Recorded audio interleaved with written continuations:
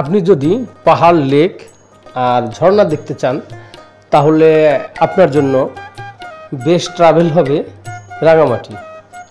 এখানে আসলে আপনি পাহাড়, ঝর্ণা আর সাথে ঝর্ণার পাদদেশ দিয়ে বয়ে যাওয়া লেকের সৌন্দর্য উপভোগ করতে পারবেন। আরও সাথে উপভোগ করতে পারবেন পাহাড়ি আদিবাসীদের জীবনধারা, বৈচিত্র্য এবং তাদের ঐতিহ্য। এখানে আসলে আপনি বিভিন্ন পুরাকীর্তি যেমন দেখতে পারবেন তেমন দেখতে পারবেন পাহাড়ি যে ট্রাভেলটা, পাহাড়ের যে উঁচু নিচু খাড়া পাহাড়, চলাফেরা আর পাহাড়ের মাঝখান দিয়ে খুব সুন্দর রাস্তা, যেটা আমার পূর্বের ভিডিওতে আমি দেখিয়েছি, সেগুলো দেখতে পারবেন। আসলে বৈচিত্র্যময় এক জেলা রাঙামাটি। এটা বাংলাদেশের সর্ববৃহৎ জেলা এবং সবচাইতে স্বাচ্ছন্দ্যময় চলাফেরা এবং ভ্রমণের এক জেলা। এখানে 12 মাস আপনি লেকে বোট নিয়ে ঘুরতে পারবেন।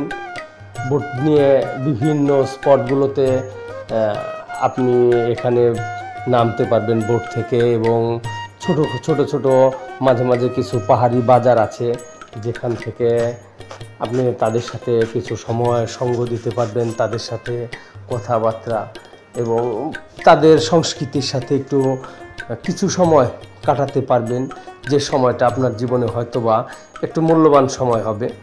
কারণ তারা খুব অতিথিপরায়ণ এবং তারা মানুষদের সেবা করতে পছন্দ করে এবং মানুষদের সাথে মিশতে খুব পছন্দ করে।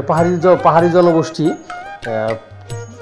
খুব অতিথিপরায়ণ হয় আর তারা খুব সহজ সরল উদার মনের হয়, যে কারণে তাদের সাথে আপনি যদি খুব ফ্রিভাবে মিশতে পারেন তাহলে তাদের আতিথেয়তা আপনি গ্রহণ করতে পারবেন, যেমন আমরা করেছি। তো খুব সুন্দর সব মিলিয়ে। আসলে তাদের সাথে চলাফেরা না করলে বোঝার মতো নয়।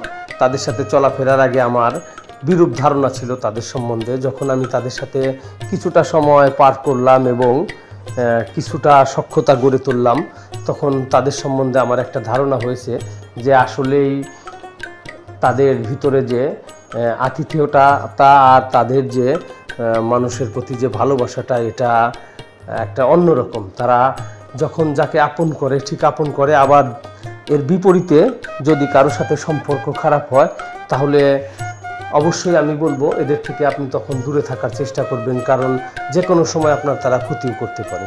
তো ধন্যবাদ। পরবর্তী ভিডিও